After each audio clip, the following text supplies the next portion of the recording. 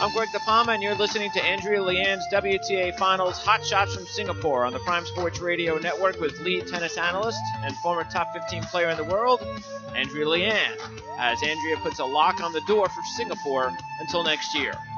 All right, Andrea, she had some really tense moments there in the second set, but Caroline Wozniacki finally beats Venus Williams and wins the WTA Finals for the best win of her career. What was the difference in the match today?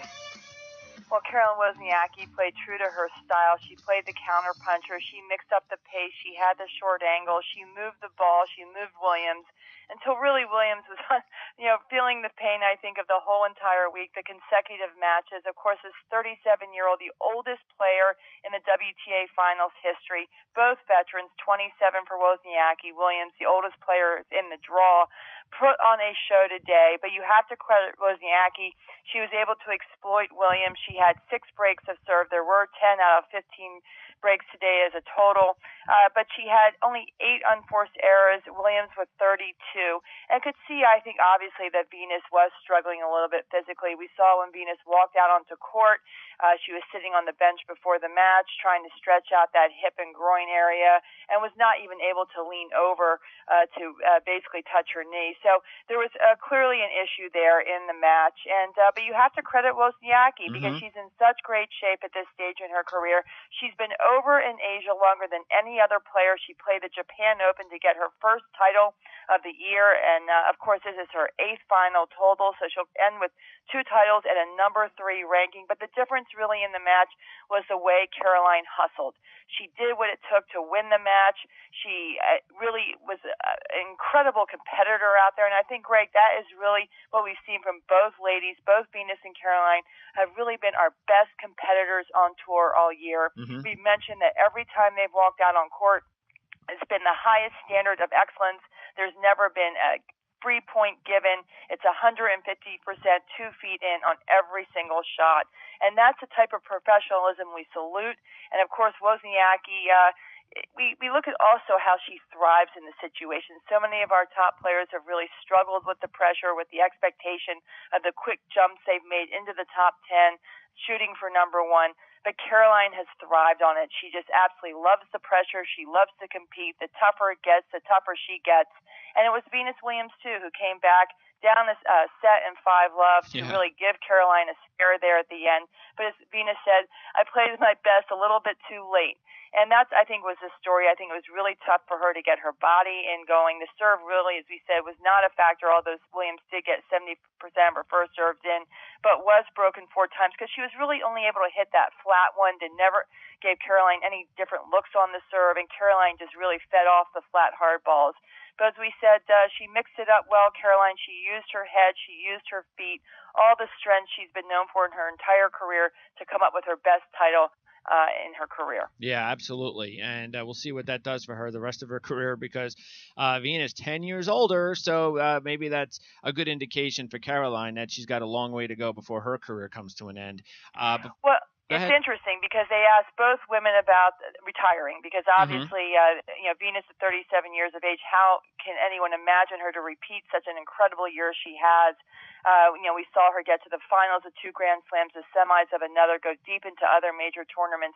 And obviously, it's the accumulation over the 2-week period, or in this case, the 1-week period, that really takes the toll and the reason why she didn't come up with the title this year. But what a spectacular win. And she said, look, I'm not going to retire. I'm not going anywhere. She feels that she says, I love my job. Just like as we said about Wozniacki, she's a great competitor.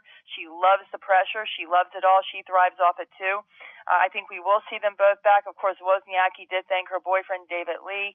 They've been going out quite a while. It's no secret that Wozniacki values family, wants to have a family of her own, and that's really a dream of hers. So I think we'll see Wozniacki playing till 37 years of age, that's for sure. But I think we'll be lucky to see them next year. They both indicated that they will be back.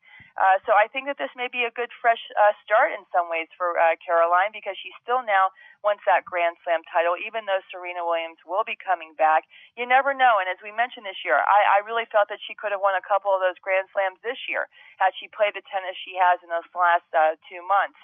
But I think now she's starting to believe that herself. I think she's seeing that she actually can come through and win a Grand Slam title. So I think she has her set just as high as Serena Williams next year and Venus Williams. All right. Before we let you go, we have to get a rankings update from you, Andrea. So what's the final scoreboard for 2017 look like, or is it final? Well, we do have one more event next week, but for the top 8, we can say it's final. Simona Halep finishes. She retained her #1 ranking for the end of the year. Lots of ceremonies for that. She got her Tiffany ring, had her pictures taken with the trophy, and what a moment that was for Simona Halep. She's worked so hard this year.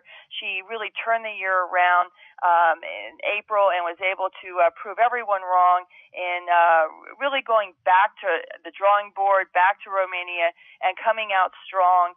And again, had her family around her. We watched her father yesterday and her longtime manager and mentor, Virginia Rizich, watching Pliskova to see if she would lose to Wozniacki, which would allow Halep to retain that #1 ranking.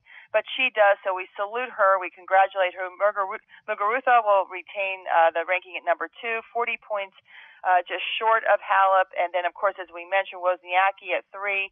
Pliskova stays at 4. Venus Williams 5. Svitolina is at #6.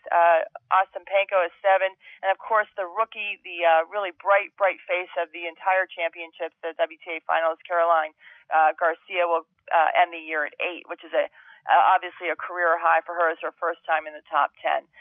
So it's been a tale of incredible stories. But I think I will go back to this is Caroline's day. We credit her. Mm-hmm. We salute her. She stood on the podium. But I also give a huge salute to Venus Williams because, quite frankly, I still vote her, even though they've given Player of the Year to Garbiñe Muguruza. I do think that she is the inspirational person of the year for the tour because she has just provided the leadership on and off court, day in, day out for this tour. I think she is probably will go down for her grace and her generosity, her intelligence, the professionalism, and a whole other list of adjectives you can name. Because to me, Greg, when you look back on her sister Serena will come back next year, and she will again get her final 2 Grand Slam titles to break that record, and she will become the GOAT, the greatest of all time in the record books. Certainly an unprecedented marketing and branding into a mainstream audience off court as well. But I think it is Venus Williams who, with her leadership to especially the other players and to the public, has really earned the title as probably our greatest leader of this generation. All right, Andrea. Thanks as always. We'll talk to you on Tuesday for a complete WTA Finals week recap on Prime Sports Tennis. Terrific. Thanks so much. All right, that's Andrea Leand. I'm Greg DePalma. Thank you for tuning in to Andrea Leand's WTA Finals Hot Shots from Singapore on the Prime Sports Radio Network, and we'll see you on Tuesday. Yes, we will not